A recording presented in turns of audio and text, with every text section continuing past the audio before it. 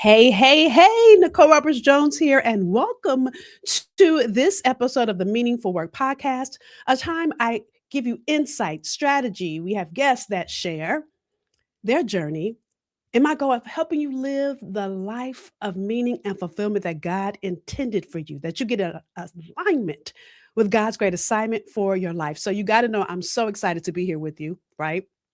Excited. I can say all the adjectives as I'm getting ready to walk you through. So there's four pillars. I mentioned it in our welcome episode. But by the way, I didn't say this in our welcome episode. I got excited and forgot to say this. If you're listening on one of our audio channels, which is great, anytime I'm here by myself, I'm going to have slides because I'll come to give you insight and strategy. Because here's the thing I want you to get out of the gate. If you have come to stay where you are, then you're not my audience because I'm not here for who you already are. You're going to hear me say this over and over again. And those of you that have been with me, you can say it with me. I'm here for who you have not yet become. And so if you're going to do something different than you've already been doing, it's going to take you implementing some of the things that I'm going to share with you, right? And really taking some introspective time to look at where you are and where your next move is. It's like a chess game. You don't just make a move. You've got to study to make sure you make the right move. Okay. So we're going to walk through in the next this four-part series of four pillars around leading with ambition. And let me tell you, when I mean leading, I don't mean just being a leader at work. I mean that too. But I'm talking about leading in your life with ambition, that you don't settle. God didn't intend for you to settle, so why would you? And so I want to challenge you as I walk you through these pieces to really think about where you are in these four pillars, right? So here's the four pillars. Again, just to remind you, they are get a promotion. Again, this is all about what do you want this year? Make a career transition. And we're going to talk about the difference between this episode and the next episode because those two are very different. Third is leadership growth and impact, which, in my humble opinion, we all should always be striving for number three and number four. And number four is personal well-being or work-life integration, or I should say, because those two go hand in hand. Okay. So as I begin to talk to you from this first pillar around getting a promotion, I want you to think about it this way. The reason why I'm even doing this podcast is really about around having well, let's call this episode the promotion playbook. Let me say it out of the gate. And think about what a playbook is. So I'm going to tell you, I'm going to read because I had to research this. I watch football. I know there's a playbook. I didn't want to mess up the explanation and you guys be emailing me and inboxing me that I said it wrong, and I still might. So listen. And I'll look this up for football because as I am recording this, we are right at the Super Bowl. A football playbook is a comprehensive structured collection of offensive, defensive, and special teams plays designed to guide team strategy, player movements, and assignments during a game. Let me say that again. A playbook is a comprehensive, structured collection of offensive, defensive, and special team plays. So again, you can look at that. We'll talk about offensive, defensive. Offensive means that you have the ball and you're trying to defend it. That might be the promotion. Defensive might be that career transition. Hello, come on, somebody, right? So the goal of the playbook is to guide team strategy. So the goal of your promotion playbook is to guide your strategy. Two is it's to guide player movements. It's to guide your movements. So what moves are you going to make? When, how, why? And then it's the assignments during a game. So it's looking at who needs to be assigned to what. Oh, this is going to make so much sense as you see. I walk you through the pieces to a playbook. Okay. Now listen. Let me tell you why this is important. Now, by the way, while the NFL might have tons of teams, every team has a different playbook, y'all. Why? Because different players require different pieces to a effective winning strategy. So just because you see something work with one of your friends, your girlfriend, your colleague, even a mentor, doesn't mean that same play is going to work for you. You've got to get clear on what you want and how you can maneuver to go and get it. Okay. So having this conversation makes me think of a client that I had once before. And I'm gonna tell you, I worked with, and I think I may have told this story in the first episode season. I don't remember, but one of the clients that I worked with years ago was a car company, and many of you probably have that car. And the vice president No, he was a president, hired me to work with his executives. One of his executives happened to be a black woman. And so what they didn't know is he hired me because he wanted to promote all of them and he wanted me to help them get in alignment, but I never told them that. This particular woman, when I started working with her, she was just not nice, if I'm gonna be honest. She always seemed a little angry, and I hate to call her an angry black woman, but that's kind of what I was experiencing. And as I started talking to her on our first call, she started saying, I don't know. My allergies are acting up, so my eyes are watering, y'all. Those of you that are watching me live, you see me trying to pat my tears. So I'm not crying for the woman, it's my allergies. So listen, as I started working with her, she started saying, I don't know why I need a coach anyway. And then she started telling me how her boss called her an angry black woman. I said, well, I can see why you'd be offended because her boss was a white man. Yeah, you should be offended that he called you that. But from one black woman to another, can I be honest with you? Kind of see why he said that. I began to ask her why she was angry. So the very things that were not working in her life were about number four, but she had to do these things I'm going to walk you through here. And really, this work is what made the difference for her. And I'm going to tell you, within 6 months of us doing the work together, she got the promotion she greatly wanted. And it wasn't around the work she thought she needed. It was something altogether different. All right. So my question to you, are you ready? You got a pen? Are you ready to write out your promotion playbook? If that's your goal for this year is to get a promotion. And by the way, if it's not your goal for this year, you never know when you'll need it next year, the year after, 6 months from now. So don't take this episode for granted. Listen to it so you'll know the tools that you have available to you. Okay. So I'm gonna walk you through. I think it's four. No, it's 5 steps. I think it's 5 steps. Yep, it's five steps to create your promotional playbook or your promotion playbook. All right. So step number one is define your why. Like, why do you want a promotion? Is it to make more money? Then you might not need a promotion. That might be a raise. Is it that you want more responsibility? You want a bigger job? Then yeah, that is a promotion. So if you're looking to exceed, you, I should say excel, add value what you're doing, take a higher level of responsibility. All those reasons are reasons to seek a promotion. So in other words, a promotion is an internal move. And I want you to get the difference. A new job is an external move. That is not a promotion. We'll talk about that in the next episode, but I want you to understand the difference. Do you want an internal move or are you looking for internal growth? That is what promotion is. External move is a career transition. And again, we'll talk about that next episode. Okay. So if you're feeling burned out, undervalued, you feel like lack growth, all those things, you might need to do an external move. Mhm. Okay. So what I want you to define why you want the promotion. Okay. If it's just based on money, then dare I say you are focused on the wrong things. Now I get you might need a raise because maybe the cost of living has increased, all the things. But if you do the steps I'm going to walk you through here, you don't have to ask for the raise. Your boss will seek you out to give you one. Come on, somebody. Okay. So, one, you got to define why do you want it? Determine if you need a similar role elsewhere, or are you really looking to be promoted where you are? Spend some time and really ask yourself that. Don't make a decision based on you. Well, so and so got a promotion. Does that mean that you need one? Like, matter of fact, my husband worked for a Fortune probably 300 company. And when his boss, the CEO of his company, was being promoted to, or CEO of his division was promoted to CEO of the company, they were looking for who would replace him. And my husband was like, I definitely don't want to do that. He was clear. I love what I do where I am, will love a raise, but I'm not looking to grow my responsibility. You're going to understand the difference. So really sit with why do you want the promotion? All right. That's really step one is why do you want it?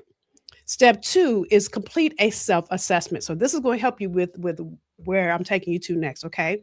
So I want you to ask yourself these questions. Grab a pen. I'm going to read them out. Well, they're going to come on the camera. I have a slide. But I really want you to take some time to ask yourself these questions. That's why I'm going to encourage you to grab a pen so that you can spend some time with these, or you can screenshot the questions, right? So one, ask yourself, what tasks energize you? Where do you constantly excel? Like, where do you always do so wonderfully in your role? What are some of your past successes? And what areas do others seek your expertise or insight in? Like someone always just trying to pick your brain or take you to coffee or want to run something past you. So when you identify those areas are your strengths. And we'll get into strengths later in the season. So this is a quick self-assessment. The second group of questions I want you to ask yourself is what doesn't come easy for you? Like for me, budgets. Hate them, not good. Give me a calculator, I can figure it out, but I hate having to do a budget. Budget is part of my role, but guess what? It's only 10% of what I do. It's not 90%. What tasks do you procrastinate on? Usually, when you procrastinate on something, it means that you either don't like doing it, so you keep putting it off, putting it off, putting it off, or you don't want to do it. What overwhelms you? Budgets overwhelm me, by the way, y'all. It's interesting if I use my husband as an example, because this could also apply to your personal life. My husband has a PhD in physics. I'm only telling you that because he can add numbers in his head like that. Mm. You talking about social worker? Yes, I have a business development degree. Yes, I've taken all kind of classes, all the things, but I have never been a budget girl. Never. Was I good at math? Yes, but I always had to have a calculator or my fingers. One, two, three. Y'all remember that? I still do that, by the way. So, with that said,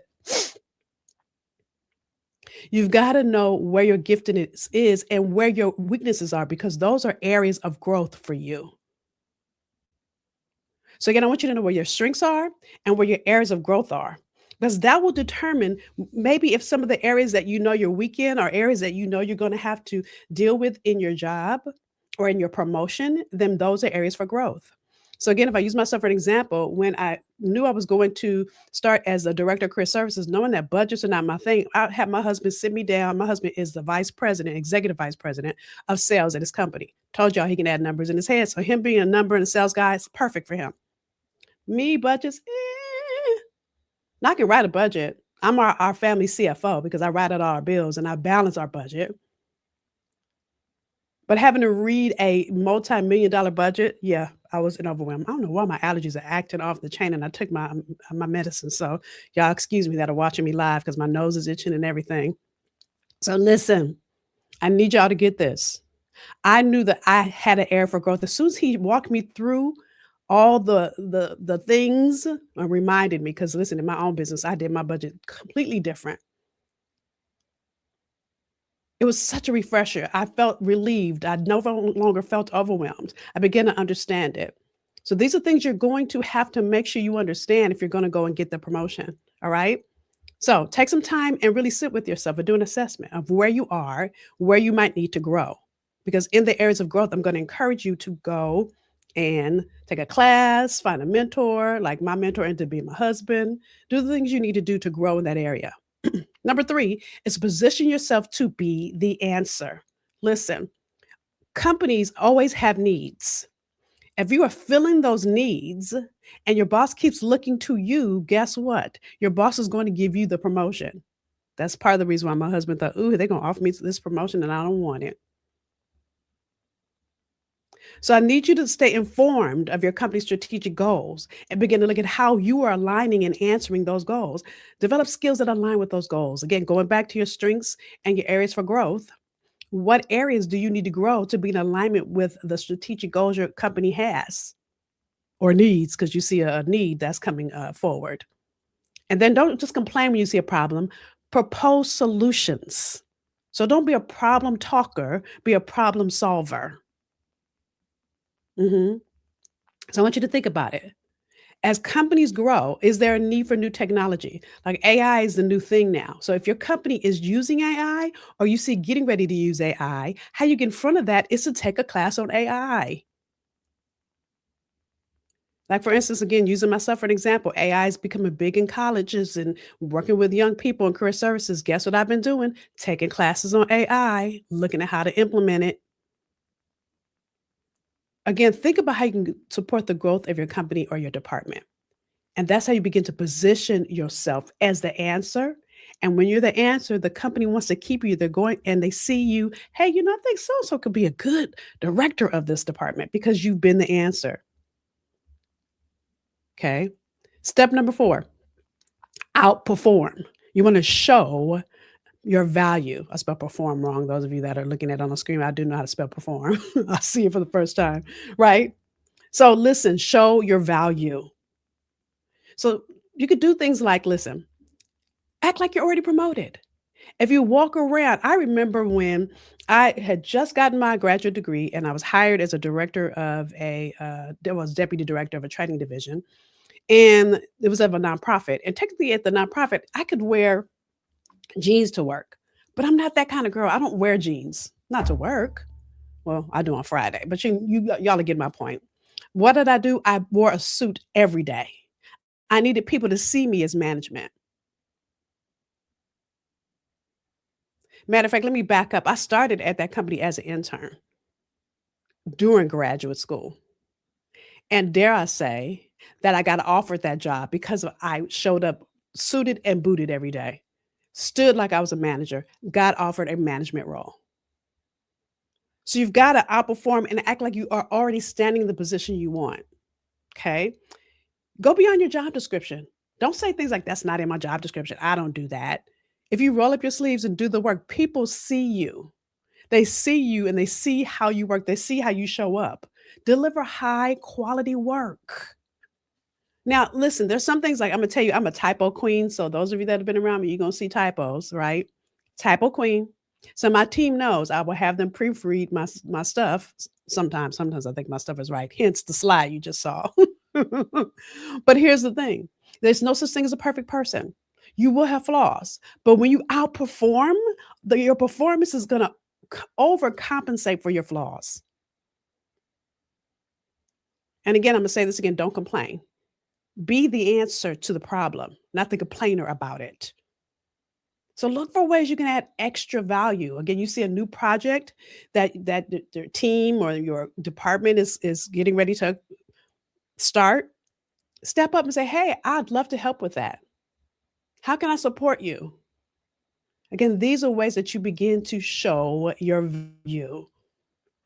Okay. Then number 5. I think number 5 is my favorite one. Build your personal brand. So listen, you never get a second chance to make a first impression. And many of the times you're doing work that you don't even realize that you're building your personal brand. Many times you don't realize that people are watching you. Your boss, your coworkers, your colleagues are watching you, looking at how you're doing what you do. What's interesting is when I look at, in fact, if I use that same job that I used to have when I was an intern in grad school, they offered me a job during the summer. I worked all summer. I became like the development, I would say, associate, because I was doing a lot of the work raising money in this nonprofit. My boss would see me show up early and work hard and meet every deliverable she gave me. So when that other, and mind you, I was gone. I had left, I had gotten a job and moved on and was working somewhere else. I never applied for that deputy director position. They called me because my personal brand spoke for me. So you never know the relationships you're building. That I want you to network with intention. There are people you know right now in your network that could help you get that promotion, but you've got to network and build the relationship. Don't make it superficial and go, well, I want to talk to you because I want a promotion. No, you need to be always thinking about how can you build relationships with people. One of the things I always do, I remember when I worked at a mega church, and and any of you guys that have ever attended, or you might attend a big church right now, you know the parking lot, getting a parking space is always a big deal. Well, before I worked at the church, when I was just a member, the parking lot team would always stop and tell me to stop. I'll park your car for you. So I remember one day somebody said mad because they were in line to try to find a parking space. They stopped me and came and got my car to give me a parking space. And the person said, "Well, why do you get such special treatment?" And I looked at the parking attendant and I smiled and I realized I build relationships. When it's hot outside, I'd bring them water. I'm always saying, "Good morning, how are you?" I knew of their kids' names. But I wasn't doing that because I wanted something. That is who I am. I'm friendly, I'm nice, I'll go out of my way. How can you begin to do that intentionally? Don't be fake, right? Be a great team player. When you're working on projects with other team members, people again are watching you. So I want you to take a minute and think about how can you have a better attitude? Maybe you had a bad day or bad night. Maybe one of your kids got on your nerves on the way to work. Don't bring it in the office with you. Leave that in the car before you get out or leave it on the train, whatever way you get to work. Because at the end of the day, people don't understand that you've been through something this morning, and really it's none of their business that you have. But when you show up, you show value, you show out, you're overperforming everybody else, you're stepping up, you showing your value, you're going to get your promotion. So by the way, there's an episode that will help you more on this mastering your personal brand because again, the thing that's interesting is no matter where I've worked, I've been in places where I've worked in entertainment, and you guys have heard stories I've told season one where my entertainment background I've met people there and then moved into nonprofit, and those same people helped me in my nonprofit world. Left nonprofit, working in for profit, right? And really in my training and development company, some of those same people. And even now that I'm at the director of career services at UDC, there are people that I know from those two, three previous career stops that have helped me here. Why? Because I've built a strong personal brand. I remember years ago, one of my favorite bosses in the entertainment industry, Stan Lathan. Those of you that know who Stan is, was the director. I think he's retired now. And so shout out to Stan. Hey, Stan. So I remember when I started a nonprofit, I was doing a fundraiser and I called Stan and asked him for a check. And he wrote me a big one. And he said, I know whatever you're doing is full of value. I said, you don't want me to tell you about my nonprofit? He was like, nope. That's when he said, I know whatever you're doing is full of value because he knew me because I had built a personal brand. Even in the entertainment industry, I always stood strong in my core values. I never shifted who I was. I never compromised. I worked over and above all the things I just said to you. And that is what made my light shine. By the way, there's a Bible verse, one of my favorite, Matthew 5:16, that says, let your light so shine among men that they may see your good works and glorify your Father in heaven. Your personal brand is how you let your light shine. So again, 3 things you got to do, or 5 things you got to do. Number 1, really get clear on why do you want it? Why do you want the promotion? What's the point? Are you ready for the more work that you're going to be asked for? Are you ready to have additional team members report to you? So maybe you might have 10 people reporting to you, and now you're going to have 30. Are you ready for that? Think really, really deep. Why do you want the promotion? Second, do a self-assessment. The reason you want to do a self-assessment, listen, I'm a shopper. So it's like anytime I go to the mall and I want to tackle my favorite store and it's a mall I've never been to before, where do I go to first? Directory. I find the You Are Here dot, and then I find the store I want to go to. So what you want to see is where you are. So as you get clear on why you want your promotion, you get clear your strengths and areas for growth, you can begin to tackle and make a plan for how you get to where you want to go. And as you're making that plan, you want to make sure you are showing yourself to be the answer. You want to show your value, outperform everybody else, and you want to be building your personal brand. So ultimately, what I want you to do, and I'm going to ask you to do this at every episode, right? Real quick, I think I said these things, but I forgot to pull this slide up, right? The only thing I didn't say with build in your personal brand, sorry, y'all, step number 5, is engage in meetings. Only thing I forgot to say. So here's the thing I want you to do. I want you to make an action plan.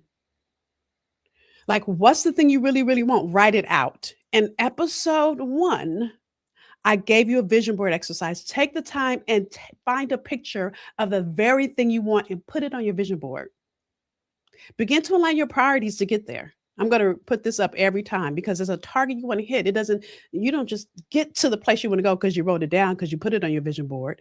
You've got to set some intentional actions at play to go and get it.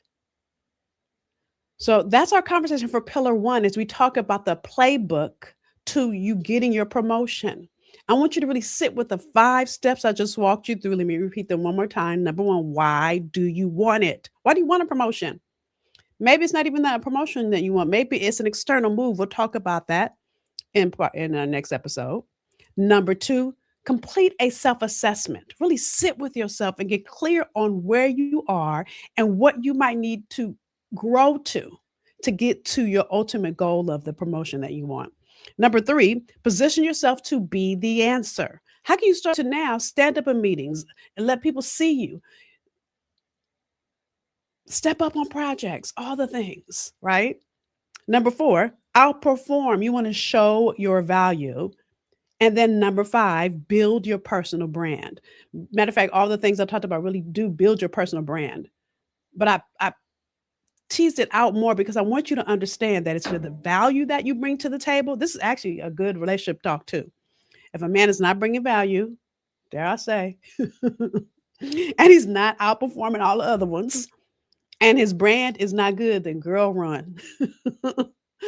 But you really want to think about this as you look at your promotion and the promotion you greatly desire and look at where you're lacking. Where have you not been doing these things? And where can you up level the way you're showing up at work right now?